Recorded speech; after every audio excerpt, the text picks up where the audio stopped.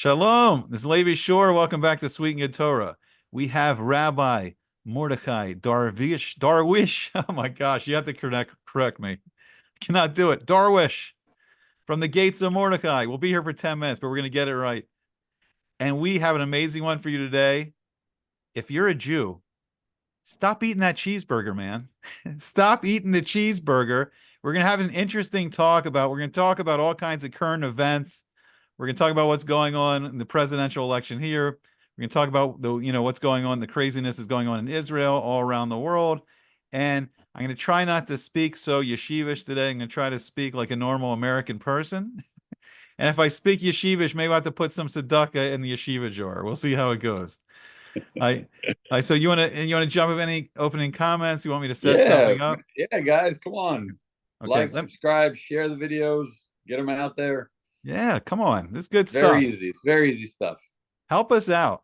Like it, share it. Okay, so here we go. So we're gonna talk about, so both of us, I personally, I didn't grow up very religious. I went to a modern Orthodox day school, so some people may be like, oh wow, you're really religious. But the truth was our family was more modern, right? So like we went to synagogue on the high holidays. We went for Rosh Hashanah, Yom Kippur. We had a Passover Seder. But the truth is, I was there for just kindergarten, third, fourth, fifth grade, and I was in public school the rest of the time. Then went to college and university. So I pretty much, I grew up pretty much like everyone else, Gen X, secular guy. And then later, So I talk had a, like one. what? Yeah. And So then talk like one. and I talked like one.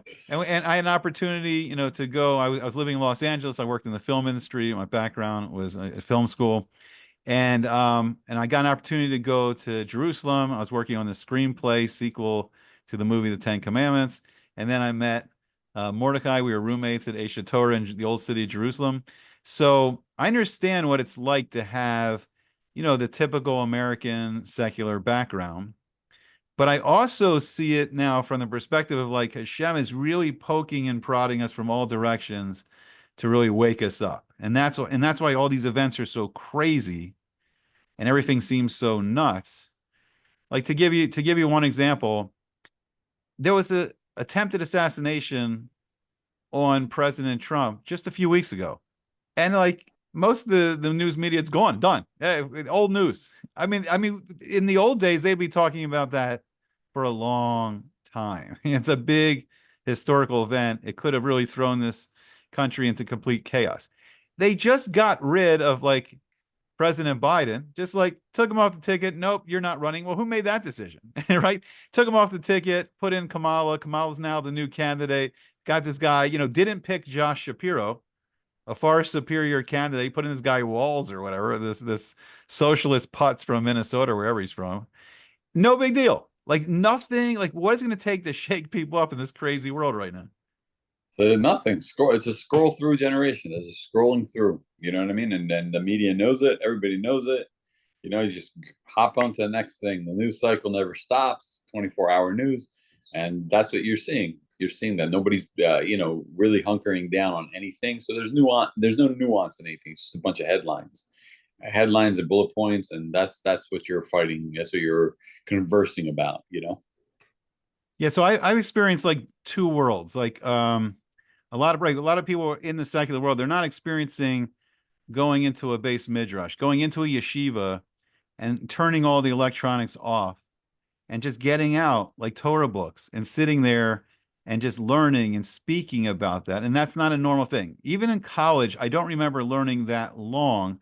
I mean, I'll go in with some friends. Sometimes we had study groups. We read a little from the textbook, prepare for the test. But the test didn't have a bearing on your life. The test had no, you just spit out the information right back onto the test, and that's it. Like you're not going back and like discussing, ancient philosophies or geometry with your friends at the bar. Right. You're talking about the regular day, the regular happenings, and that's Right. people. The media knows who they're pandering to. They know who they're catering to. And it's all to sell advertising anyway. So just keep them hooked. The whole thing is Yeah. to keep them hooked, and that's like one of the things that the social media apps have done. They've integrated the gambling tactics of the casinos And if you see like the scrolling, right, it's meant to mimic, a slot machine in one of the Yeah. casinos, right? The pull down, Mm. drag down, all of a sudden, whoop, and something else comes back up, and it keeps you hooked. It keeps you watching, and that's what they want. They want to keep you hooked, keep you watching, and they have their own agendas. Yeah. No, it's kind of incredible. Like back in the old days, like back to the 1980s or whatever, if you wanted to, let's say, go to a rock concert, you had to leave. You had to get tickets. Maybe you had to stand in line, play that whole game, stand in a long line, get there early, get a good ticket before it's sold out.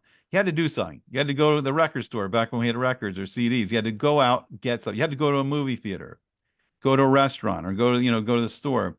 And it's weird that we live in this world right now where a person could really not even leave their house.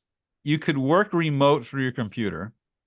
You can order all whatever you need from that. You can order it all from Amazon into your house.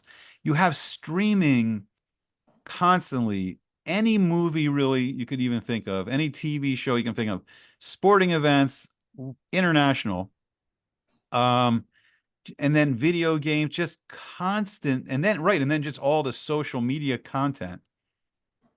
And a person could spend their whole day, hours and hours and hours. I don't know. I mean, Chas v'shalom, there's probably people that are spending an incredible amount of time just absorbed in all this. Yeah, that's their life existence has been totally altered. And it's by design. It's by design to keep people like that. You can control them much easier when they're in front of a screen as opposed to when they're outside doing things. You Yeah. know, it's a control mechanisms by the people behind the shadows, so to speak.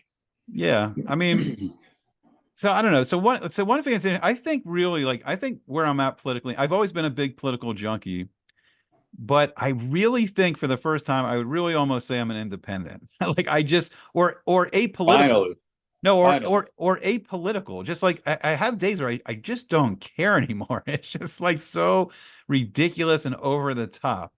So I think one thing that really shocked me was I don't know, we'll start with Trump and then we'll go to like Biden, Harris, and all that. I know Donald Trump to me was just like this crazy over the top guy from the 1980s, and the whole yuppie culture, the Gordon Gekko, Wall Street.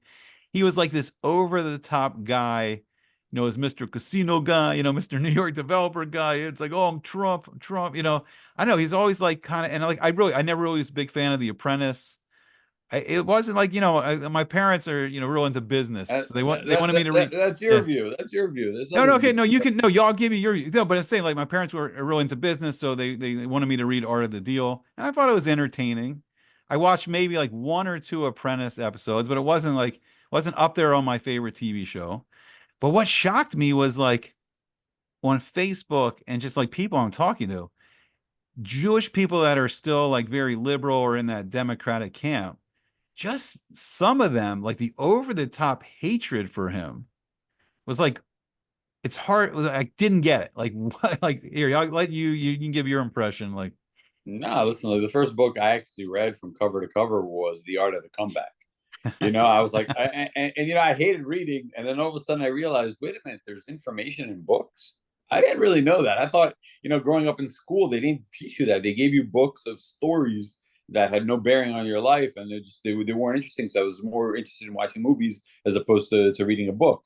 And then all of a sudden, I read a book with some information on it, information I can use in my life. I'm like, hey, so that was my first introduction to him, and then started following him, all throughout. He was everywhere. He was on the news. He was being interviewed by 60 Minutes. He was in rap songs. He was just all over the place. So I was like, oh, okay, yeah, no, this guy. I aspire to be like this guy. I aspire, the American dream: make as much money as you can and enjoy your life. You know what I mean? And this guy seemingly has it all. So I want to be like that. You know what I mean? That's kind of like the way we grew up. We didn't grow up any other way. So I didn't see anything like that. And then all of a sudden, when he decides to quote unquote run for office, and everybody's just flipping out on his personality, and it's like, okay, like I don't know, are we looking for a candidate that fits the job profile, or are we looking for a saint? And all of a sudden, these people like like they have no morals anyways, right? Or they're made up morals. started saying, "Oh, he's the worst guy in the world, and I hate him, and I can't stand him." And it's like, when did this become a personality contest? A and B, like, what's got you also hot and bothered? Like, Yeah. what happened over here? You know? Yeah, yeah. Here, let me throw this one out because I never really took it from this perspective. But let's say, I mean, he's from New York. It was a time he was a registered Democrat. Let's say he ran as a Democrat. It would be over the top, the love that he would get from the media because he's so good at being like a, a campaigner and a politician. If he came out as a Democrat, Well, they would be like, "Oh, this guy's better than Obama. if This he guy's better than Bill Clinton." if he was a Democrat with a Democrat message, because you got to remember, like, their whole thing is their message. You Hmm. know, it's not like, if he came out with the independent message, he'd be treated like RFK. Be treated like just anybody else. You know what I mean? They'd push him to the side very quickly. You know what I mean? They don't want people with the real, ambition. They want people who will toe the party line, and that's what you saw. That's what you keep seeing.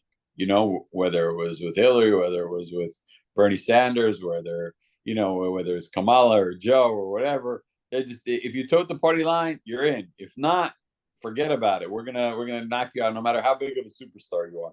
But no, but think about it. Like the Democrats for a long time, the unions and the blue collar worker, and they were for the poor middle class. And if he came out with that message, you're saying the modern Democratic Party, you couldn't even come out with that message. The quote unquote classic Democratic moderate, or big business Democrat. Like, all right, Yeah, so that's possible. the Democrats is split. There's the elites, the total elites. They don't even interact with the people, and you have they're pandering to the really poor people who just are looking for a government handout and somebody to save them. Hmm. Okay, they're not even appealing to the people in the middle. Yeah. And when you have somebody who comes in and is talks common sense, business, profit, a balance sheet, goods in versus goods out.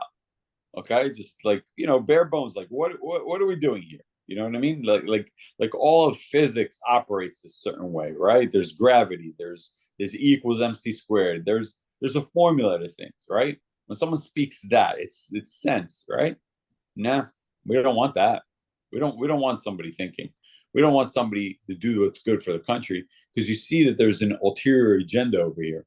And that's what I mean. If anybody watches any of our videos, there's a common theme that society is degenerating into total secularism, total, like, the governments run everything, and the powerlessness of the people. Yeah. And that's what they want. So it's someone who's going to come up with an original message, like, let's get everybody, everybody's equal, and everybody has a right to, and something to say, and we want the betterment of the whole country. That's not what they want. Yeah. No, I mean, okay, so sticking like with our theme, like so what I keep waiting for is like when like when and maybe there's a little cracks, it's like I'm not saying everyone has to rush over and vote for the Republicans, but like when will whatever this fascination is with the Democrats, and it's more like the Jewish people that aren't so religious, and it seems like the Democrats to them is because they're not like learning as much Torah and doing the mitzvahs, so they have like this hole, and it seems like they're trying to fill in the spirituality with this political party. And it's just so weird to me to watch. And then it's like whatever the party says from week to week, from month to month, it can change. And you got to go along with it. Like I've heard, like my friend, his parents grew up in Soviet Union. And he said like there was like these rule books. But if you found a rule book from like, let's say a decade ago, it was illegal to have that rule book because everything in the new rule book completely contradicted what was in the old rule book. When it was in the old rule book 10 years ago, you had to follow it. This is the new rule book, and you got to follow this one, and it's illegal to follow the old rule. And I just keep waiting. Like it seems like every week is more and more outrageous, like what they propose or what they do. And I'm just watching my friends go along with it all. And it's like like I don't know, it's like we saw on October 7th or whatever. I saw some clips, but it seemed like what we saw was Arab terrorists live streaming a Nazi-like massacre, right? And kidnapping all, and we'll switch a little to Israel too after we get through the Democrat. But we saw like these Arab terrorist groups, and then I think it broke a little bit of that, the cuddly, beautiful, underdog Palestinians. Like maybe some of these people aren't so nice. Maybe some of these people are downright evil. Maybe some of these people really hate Jews. And then we've seen the growing, like rioting demonstrations all throughout the world, and they're kind of dropping the mask. It's like Zionism, it's kind of falling away sometimes. The Jew, and like from the river to the sea, people are getting a little more hip. That's like, oh, that means get all the Jews out of there, get all the Jews out of Israel. The whole go back to Poland slogans, and their anti-Semitism is showing through a little bit. And I'm gonna tell you honestly, it's like the far left and the far right. It's coming from both sides, and I really see both. Whoa, whoa, whoa, whoa, whoa, whoa, whoa, whoa, whoa, Okay, I'm gonna whoa, really. whoa, whoa, whoa. Oh, whoa, This, whoa, this yeah. is coming from both sides stuff. That's get it. No, stop, stop, stop. Okay. Like Candace Owens, which you don't like, but she says, there's no KKK marches in front of my street. Okay, stop. She grew up black in this country. She wasn't, like the boogeyman. Oh my gosh, the far right is coming to get you. She didn't see any of that growing up. Okay, so to say, oh, it's coming on both sides. No, it's not really coming Okay. from both sides. I agree. There's Okay. little fringe groups that Okay. march Okay. in the street like somewhere in Okay. Alabama. Okay, Okay. yeah, fine. But they're not controlling the media. They're not controlling the higher education. They're not controlling government. No. Okay. Look. This thing that's Okay. come Look. from both sides. Okay. Look. I agree. Stop No. with that. Stop with Okay. I that. agree. I agree with this. Who is actively trying to hurt and kill Jews right now?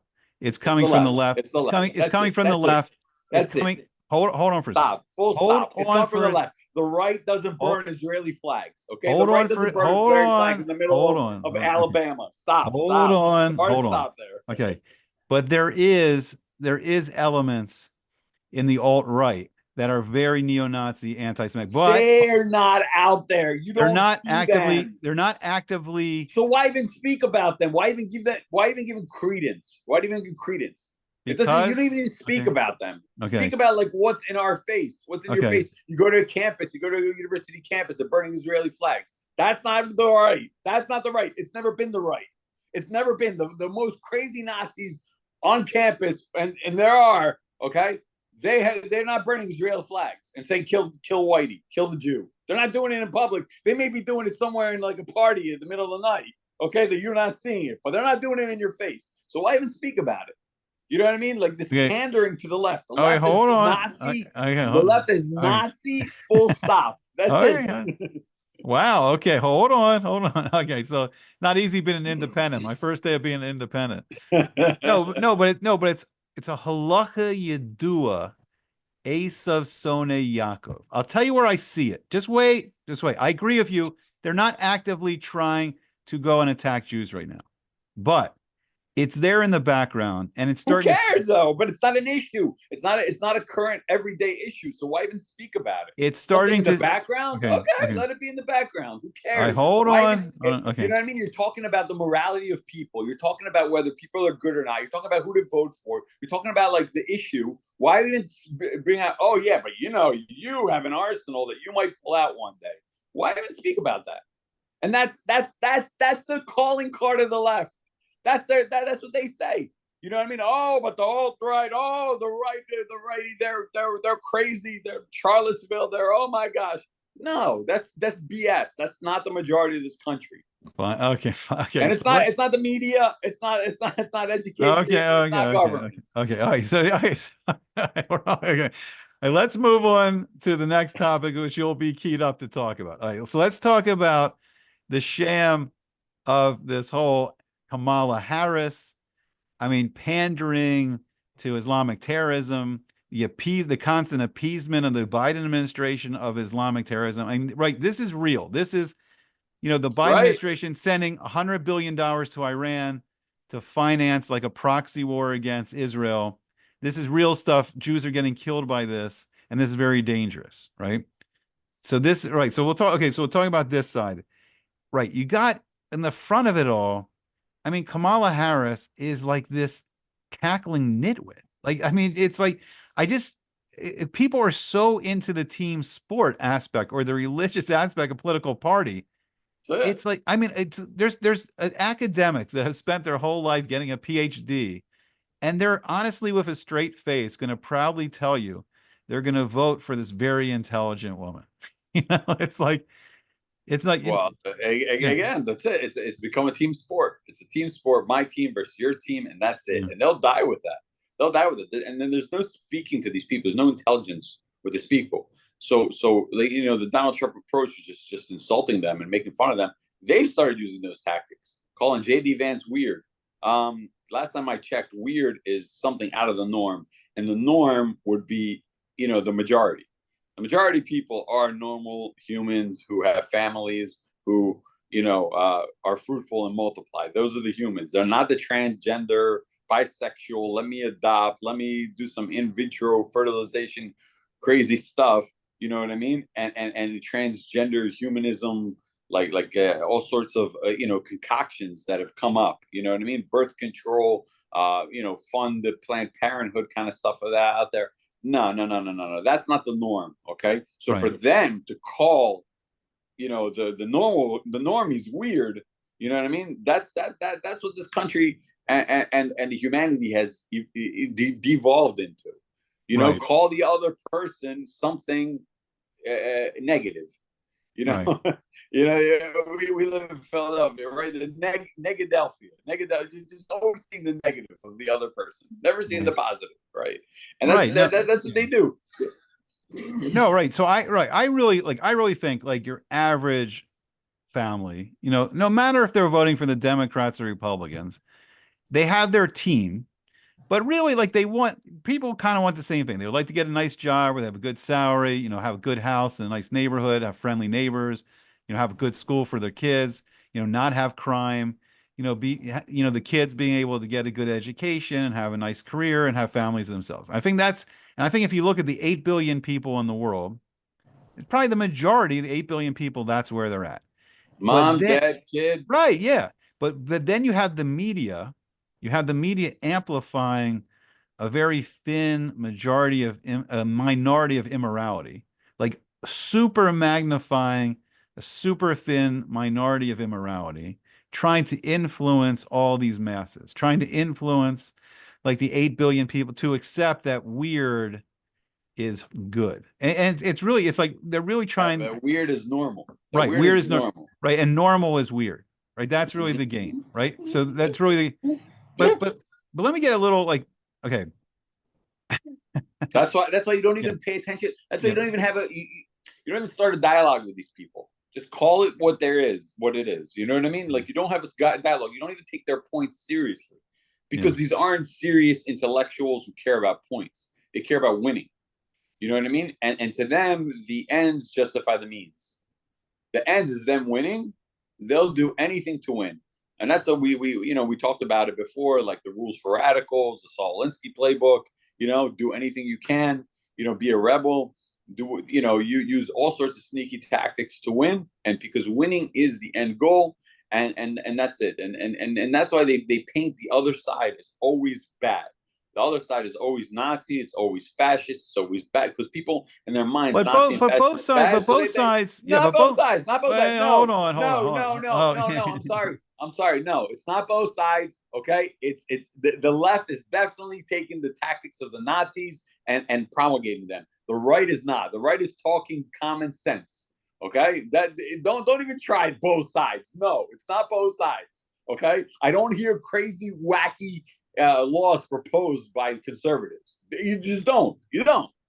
California has devolved into a hellhole, okay, by lefty loonies. It's not because of the right, okay? It's not because of common sense right principles. It's like, oh, defecating in the street, oh, that's fine. It's a person's right to relieve themselves. That's normal. San Francisco and LA, yeah, that's normal. Homelessness, it's normal. That's good. We want everybody, inclusiveness. Idiocy. You don't even say it's both sides. You don't even say that because that's what they want. They want you to say, "Oh, it's both sides, so I have legitimacy too," because it's both sides. No, it's not both sides. okay. But back to so where we're at, like the Jewish people, like I really do. I think like Hashem's prodding us, waking us up, because we have to be ready. Like Hashem's not going to send Mashiach unless we're willing to listen and follow. Right? We have to be able to take advantage of a leader like that.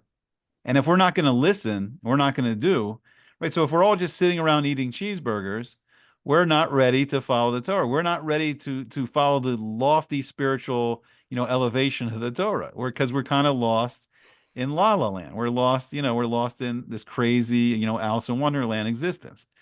So let me just say one thing though about like what you were saying before. Right, what you're saying is also an amplification. Because I lived in California for 10 years. It is one of the most beautiful places on earth right now. It's physically beautiful. Everything on the outside, especially in Los Angeles, you got the most beautiful people from every state, moving there to be models and actors, right? So almost everywhere you look, everything's beautiful, right? You got the best looking people in the whole country, right? You got the most beautiful landscape and climate and so they don't always see it. So because you're in this kind of like paradise on the outside. Now spiritually it's very empty and shallow, and even though there's a big like drive, which is interesting for spirituality in California.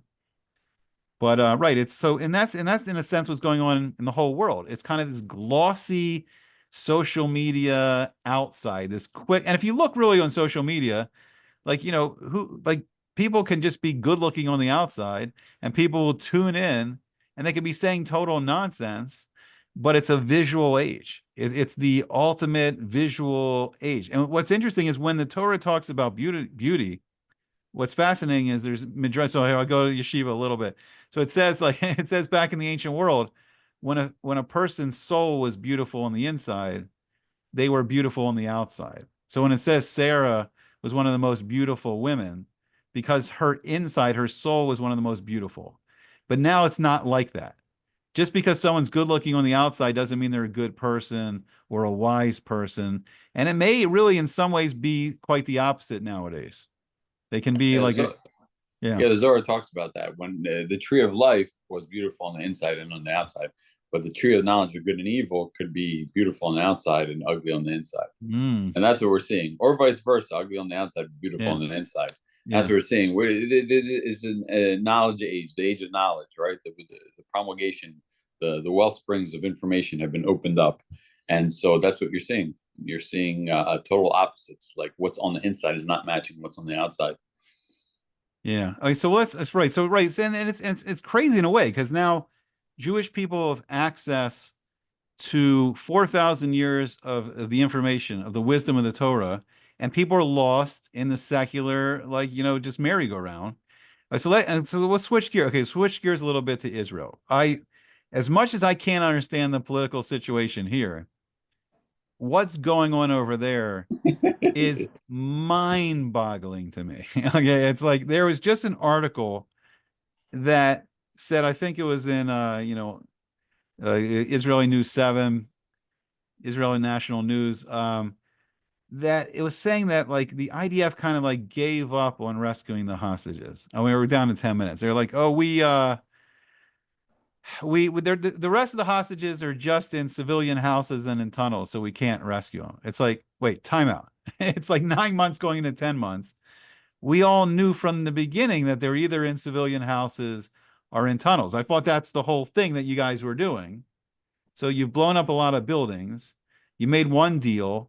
You rescued, like what, three hostages that one time, one the other time, and now you can't rescue anyone else. And it's been 9, 10 months. And what were you doing? Were you rescuing the hostages? Like, do you care about your Jewish people? Like, what is going on? And then this, and then this war with Iran. It's like Iran started this whole thing. They're financing Hamas. Maybe Hamas jumped the gun, maybe they didn't, who knows? And now, like, Israel took out, pew, pew, pew. They took out some big, like Ismail Khania and some other Hezbollah guy and this guy and that guy. And why are you waiting 9 months to Yeah, do this? Yeah, you gotta be like a total like nitwit to not realize something funky is happening. Like I mean, I spoke about this everything first started. Like the plan, the modus operandi was wrong, but everybody's like was so gun ho. No, we got to get them. We got to do this. We got tote the party line. Yeah, everything's all good and fine, but you're not going about it the right way. These people set up tunnels, right? They set up a mechanism where they're going to trap you, right, into urban warfare, which you're not equipped to handle, and to do what the stated objective, quote unquote, is impossible with the tools that you have. And so when you speak to people logically in the beginning, the emotions are so high. No, we got to do it. We got to get them. We got to trust the people. We got to trust our IDF. We got to trust the politicians, and they know what they're doing, right? BS. They're the ones who got us into the mess in the first place, right? But no one wanted to hear that, right? People were so closed off. Now they're seeing, hey, it doesn't make sense. On the other side, right? Who's funding everything? And where's all this coming from? The directives we know are coming out of Iran, right? If you know your enemy's plotting against you and actively, funding and doing stuff against you, why are you waiting around? What are you waiting for? What are you playing defense for? How long do you play defense? You know what I mean? Before you knock out your enemy's capabilities. It's like two people in a bar fight. They get in each other's face. Yeah. One guy's gonna punch first. Like Yeah. if it's not you run the risk of getting knocked out and waking up in the hospital. Yeah. Okay. So this is what I see. I see since the situation is so absolutely insane, and I'll explain why. What I'm seeing is it's like Hashem's doing these things, waiting for our reaction, going, "Are you up yet?" No matter if it's the crazy political shenanigans here or in Israel, like Hashem does saying, "Are you up yet?" And I'll give you an example. Like Iran launches like 300 ballistic missiles and drones. That in the old days was called an act of war, big time, like not even close, right?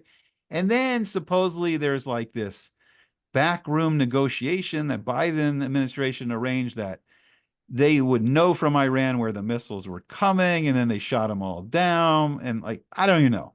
And now, right, there's supposed to be this big Iranian Hezbollah, Houthi, like massive invasion in Israel. And then they talked to the White House, and now it's like, are they waiting for Tisha B'Av? Is it just on hold?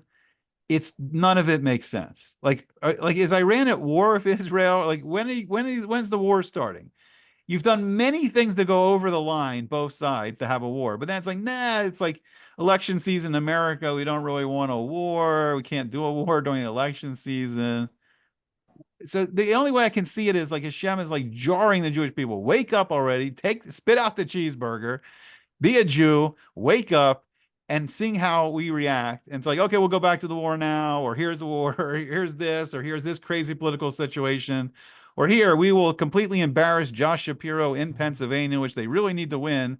And we're not picking him because he's Jewish, but we still want your vote. And look, hey, we did the event for this crazy Walls guy in Pennsylvania and totally embarrassed Josh Shapiro. Like, yay! Don't you love us, Jewish people? And when are people gonna like just wake up? I know it's like such a cliche now, but like, wow.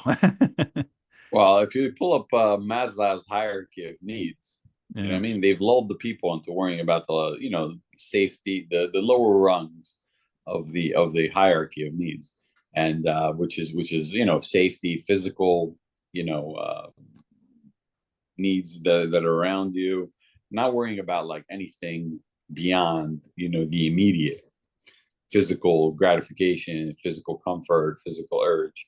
You know what I mean? And then people are just like, leave me alone already. Like let me sleep through, walk through life. Go on my vacations, enjoy the great foods of this world, enjoy the great sexual pleasures of this world, and leave me alone. They don't want to. They don't want to hear. They don't want to hear like grand schemes and grand plans, and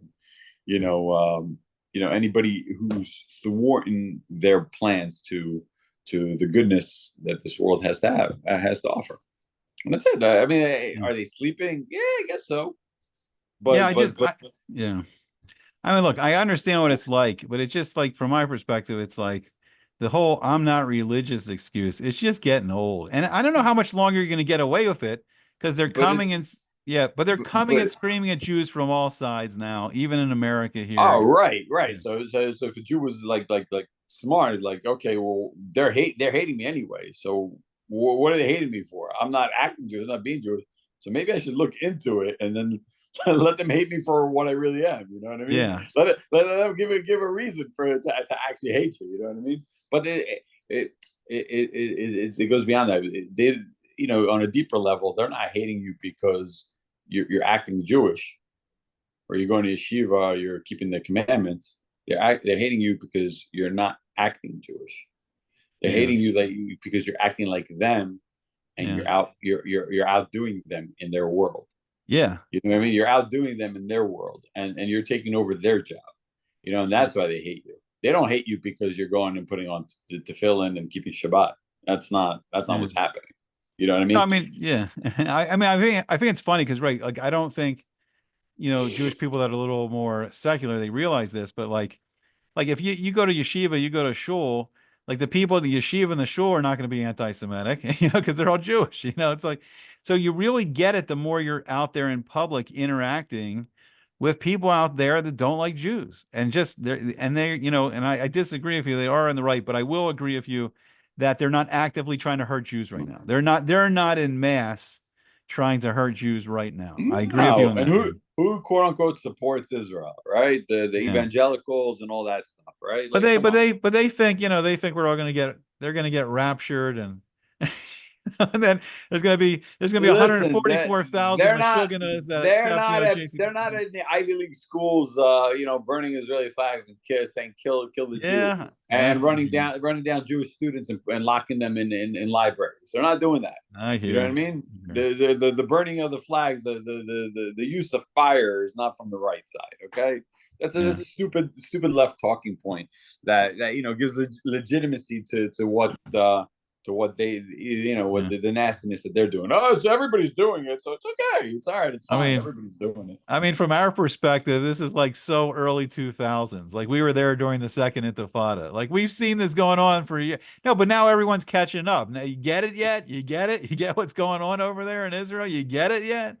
Like your lovely, cuddly Palestinians, they're yelling, "Jew, go back to Poland." We're That under that two. that Yeah, yeah. we're about like a minute, a little over a minute. So We went all over the place today, but just to sum it up real quick, like if you're looking at Israel, like the common misconception is that the Arabs and the Jews are the same, and it's just like an ongoing war. It's not. The Jews over there, at least, they just leave us alone. Let us live life. Life, liberty, and the pursuit of happiness. And the Arabs over there are just like get out of here with this. We are the overlords, and you guys are the peasants. And until that changes, nothing is going to change. We're at war with you. yeah, And anybody who thinks otherwise is just like being misled by the Western propaganda. yeah. All right, so we're gonna wrap it up. Wrap it up. Like, share, subscribe, all the good stuff. Give us your comments. We hope to see you back again soon on Sweet and Good Torah and the Gates of Mordecai. All the best.